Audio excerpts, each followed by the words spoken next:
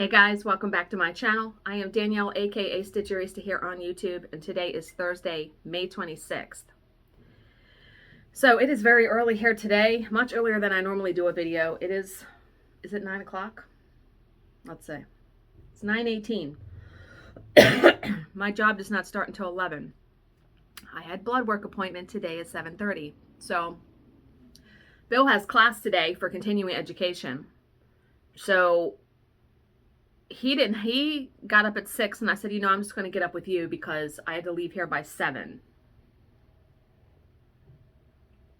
So I drank a lot of water. I drank about 85 ounces of water yesterday, and then I drank about 20 this morning before I went, and I thought that's going to have to be enough because I was peeing like crazy yesterday.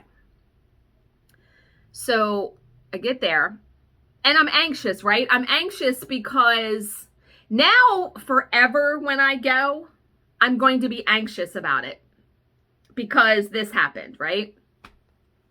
I know to hydrate, though. So I'm anxious because I'm thinking to myself, is it going to be the same 2 techs in there? It wasn't.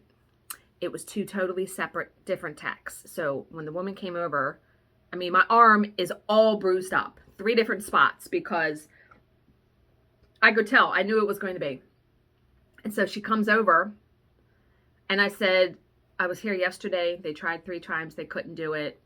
I drank a lot of fluid. Blah. I explained to her and she looks at my arm and she's like, oh my God. She said, they must not have put enough pressure. That's why it's something about pressure and why you bruise.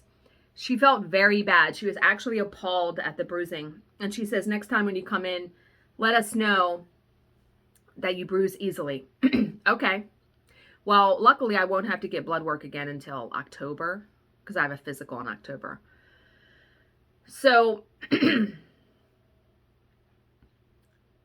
she is looking and she's like, we might have wanted to wait until the bruising went away. And I thought to myself, if I gotta fucking come back again, I'm gonna lose it, right? But I said, if you can't do it, I'll just come back. What was I gonna do? And she's like, oh, here's one. I'll try this one. It was like night and day. She was able to get the blood and she put like this, they have like this tape that sticks to itself. And she's like, leave this on for 20 minutes. Okay. So I came home, was doing stuff, and I remembered that was on. So I take it off. I couldn't even see where she had put the needle in. Couldn't even see. So probably not going to bruise from that because I couldn't even see it. To me, that's the mark of a good tech. Yeah, it was like night and day. Yeah. So at least that's done now, though. I might be working late tonight. I hope not. I'm tired. Only because the previous transcript in this case, the previous, deposition, they went until like 7:15 my time. I'm like, oh, that means I would be working until almost 8. Bill's off tomorrow, so we could have a late dinner. He'll wait for me. But yeah, so yeah, he wanted a long weekend because, Monday's Memorial Day, so at least I have off Monday. All right. So I started, I'm still reading the book Under Her Care by Lucinda Berry. It's pretty good. I started watching The Lincoln Lawyer on Netflix last night. Peter Mon watched it. So I was like, I need to start. I love legal stuff. Now, this is not the movie with Matthew McConaughey and Ryan Philippe, which I love. If you have not seen that movie, watch that movie if you like legal stuff. It is very good. Matthew McConaughey is such a wonderful actor. This is a series. I think it's 10 episodes, and it's more based on the book, The Lincoln Lawyer. So it's good. I watched 2 episodes, I think, or I'm in the second one. I think I watched 2 and I'm in the third one, maybe. I watched some last night. So I did do some stitching. I'm looking for something to hold up. I'll hold up my coloring page because I started a coloring page yesterday. So remember, I am stitching this on 18 count white perforated paper. This is But First Hot Cocoa, and I got done the coffee cup and then like part of the H. So doesn't it look, it almost looks like lipstick, doesn't it? But it's looking so good. right? It's looking very good. I love the coffee cup. So yeah, all I have left to do are the words hot cocoa. And they are solid though. Like, they are thick letters. So that's going to take me a little bit. But enjoying that very much. One strand DMC. I love it. I just love it so much. So I know I showed you the page yesterday and I started coloring it. So I always like to do the skin first because for me, it's usually the hardest thing. I think I did pretty good though. So I colored her skin yesterday. And then this morning when I got home, I did her eyes, her lips, and the flower up there. I need to get a white gel pen that has a bigger tip. I think the one I have is a fine tip. I love to do highlights with the gel pen. You can see I tried to do them on the flower, on the lily pad part. I need one that's going to show up more. But I think it looks pretty good so far. I think I did really good with her eyes, and her skin tone looks good. Everything's 3 colors. I actually watched a video online where someone colored the skin and Hannah Lynn things, and they used 3 colors. So I wrote those down and I have them like rubber banded so I remember. It's basically flesh, I want to say light flesh, and then a sienna brown for like, see how it's like an outline. And what's so funny is that I remember as a kid coloring with crayons. When I would color in a coloring book, I always outlined it in dark and then would color lighter. Like even then I was thinking about stuff like that, right? But yeah, I think it looks really good. Now what I do when I'm done coloring, because when I'm done coloring a section, because what tends to happen is you wind up coloring on the black lines. I will take a black gel pen and go back over those lines. Like I had colored all over her eyeshadow, the eyes and everything, like the eyelashes. So I went back over those with black gel pen. Her eyebrows, the same thing. I need to put some eyeshadow on her. And I'll probably just use some colored pencil, which means I'll have to go over the eyelashes again. I didn't even think about that. But I like to do eyeshadow. So yeah, I think it's looking really good. I think I did a good job on her eyes too. They're really pretty. I'm liking it so far. So yeah, I'll just continue on with that. Love Hannah Lynn stuff. I have 3 coloring books of hers. And they're all spiral bound. 2 of them I actually bought from her website because she has most of her books that are called artist editions, where they're on like the thicker paper, which the paper makes the difference. It really does. And I want to say it's the Halloween one she did. And then I have her 2 pocket ones that are the smaller ones. And she's actually coming out with, I think she's going to start doing it in July, a new book. And I'm like, ooh, I can't wait because I think I'll get that one. We'll see though. But yeah, what I did was, so my routine now sort of is I stitched in the evening for about half an hour. And then I went downstairs and I'd already picked out, I already knew I wanted to work on her skin. So I just pulled those colors and took this downstairs and I colored last night in bed while I was watching The Lincoln Lawyer. So I may do that going forward, like especially if I'm working and I don't have time to color during the day. Pick a section, like maybe I'll do, you know, I want to do her bodice. The next one I want to do is this, because the model I'm following is someone who colored it on the VIP group. And it's so beautiful. And the bodice is done in like shades of, it goes from green to purple to pink to blue. And I'm like, oh, so I've already picked out the colors to do that. It's going to be a lot of light layers and a lot of, yeah, you gotta kind of, it's hard to make it seamless looking, but what I tend to do, okay, so what I did with like the flower, I picked 3 colors. So I colored the darkest color at the bottom, then I did the medium color, And then I went back with the dark color, back with the medium color. I did that like 2 or 3 times. And then I took the lightest color and burnished it, where I went over deeper to blend all the colors together. So that's how I do it.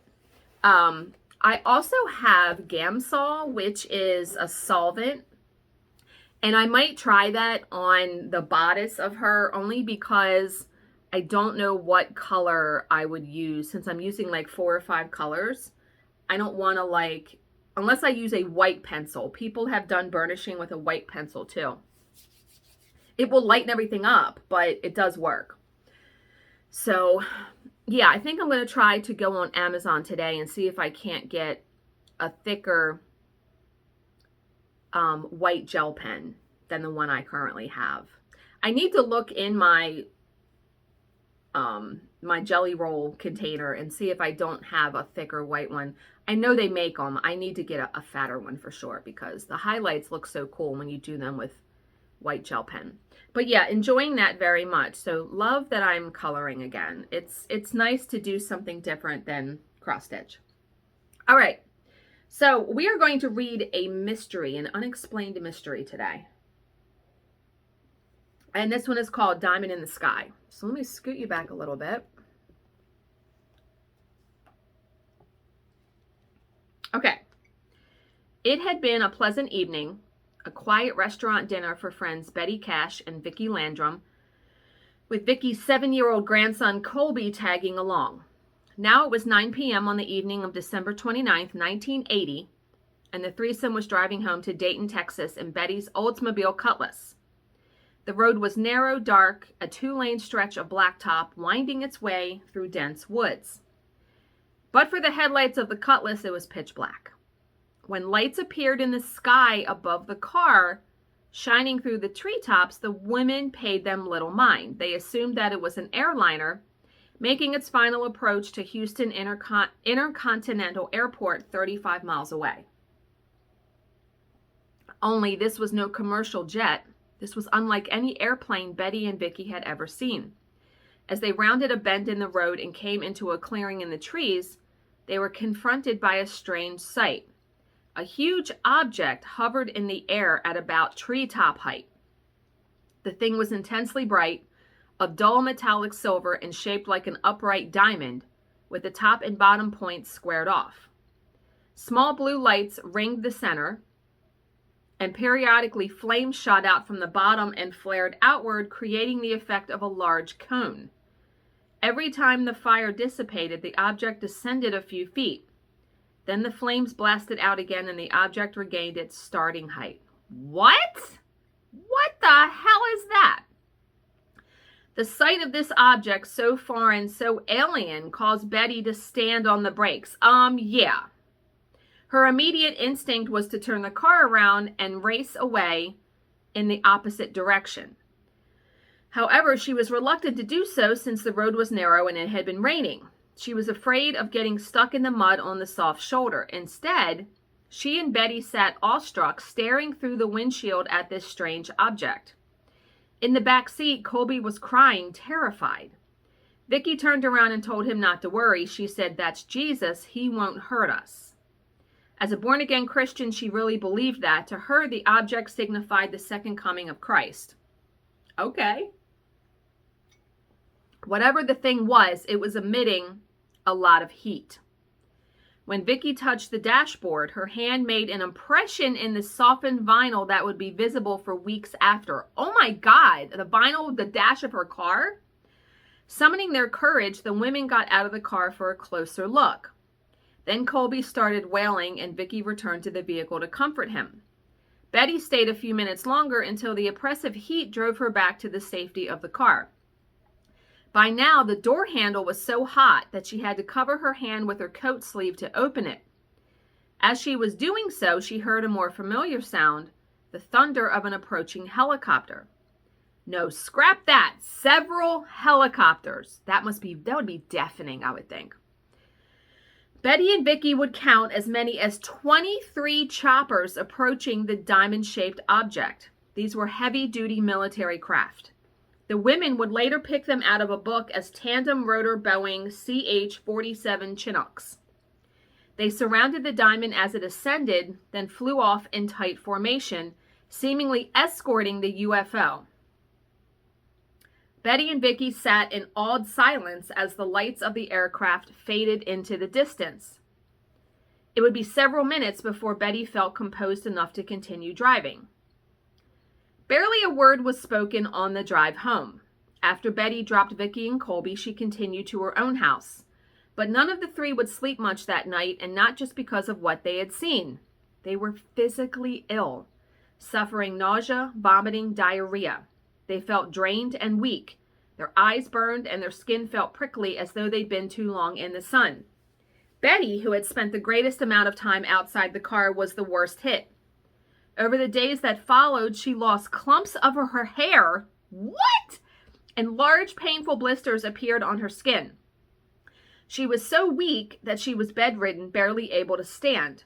Her temperature was also dangerously high.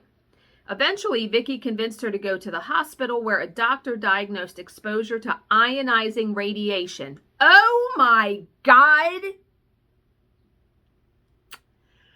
Betty would remain hospitalized for nearly a month. Even when she was discharged, she was still not fully recovered. She had lost a considerable portion of her body weight as well as half of her hair. Oh my God, this poor woman. Her skin was still peeling off? What? Oh my God. And she had to lean on a cane to walk. She would later be diagnosed with breast cancer, although it is uncertain whether this was a result of her encounter with the diamond-shaped UFO. Vicky's health was somewhat better, although she too suffered skin sores and hair loss, as well as a problem with cataracts in later life. So what was it that Betty and Vicky and Colby encountered on that December night? That question has never been answered to anyone's satisfaction. What is certain is that they were not the only ones to notice airborne maneuvers in the area. Several witnesses, including a Dayton police officer and his wife, saw the fleet of Chinooks flying in formation. None of these witnesses reported seeing the UFO, though. Perhaps the craft had extinguished its lights by then, or perhaps it was too far off. One thing is certain, Betty and Vicky did not make up the story of what they had seen. In fact, they were about to take on the U.S. government in their search for answers. Ooh. In the months following their close encounter, Betty and Vicky continued to suffer ill health. Eventually, they decided to seek assistance and contacted their senators. The advice they were given was to file a complaint with the Judge Advocate Claims Office. In August 1981, they were invited to Bergstrom Air Force Base for a sit-down with military officials. This was not so much a meeting as an interrogation. For 2 hours, Betty and Vicky were grilled by a couple of officers, having to answer questions on every small detail of the incident. While this was ongoing, Vicky spotted a map on the wall with the exact spot of their encounter clearly marked. In the end, though, their interrogators denied that there had been any military operations in the area at that time. Vicky and Dawn were told that they were entitled to file... Vicky and Betty. Why did I say Dawn? Vicky and Betty were told that they were entitled to file a claim for financial compensation with the Air Force and were advised to engage the services of a lawyer. Attorney Peter Gersten agreed to take their case, bringing a claim against the U.S. federal government for $20 million. What? A lot of money in the 80s. It's a lot of money now, but holy hell. The matter would spend years in litigation until it was finally dismissed by a U.S. District Court judge. According to the ruling, the plaintiffs had failed to prove that the helicopters they saw that night were the property of the U.S. government. It also stated that the United States Armed Forces did not possess a large diamond-shaped craft such as the one that Betty and Vicky saw that night. And so Betty and Vicky were left to count the cost of their close encounter on a Texas highway. Betty would never recover her health and died of cancer on December 29, 1998, 18 years to the day from that incident. Wow. She was 69 years old. Vicky passed away on September 12, 2007, 7 days short of her 84th birthday. Much has been written about the case both before and since their deaths. The investigator most closely connected with the Betty and Vicky incident is NASA aerospace engineer John Schuessler, a man with a long-standing interest in UFOs. Schuessler published several articles on the incident and also wrote a book about it. He believed the story told by Betty and Vicky, saying that they were extremely reliable witnesses. In an interview, he said they were very clear on where it happened and how it happened. They told us exactly where along the road they stopped because there were markers that identified the spot. They were able to point out exactly where they saw the object coming down out of the sky over the road and hovering there. They were also able to point out a spot on the road that indicated that it had been heated to an extreme level of heating. Remember, they said the heat was ridiculous. You know, when they got out of the car, it had heated up her dash of the car. Schuessler went on to say that when he visited the location, he could clearly see where the road surface had been burned. Yet, when he returned to the spot several weeks later, fresh asphalt had been laid. Sus.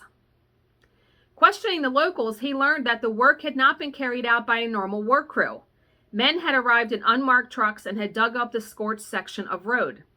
The chunks of asphalt had been loaded onto the trucks, covered with the tarp, and driven away.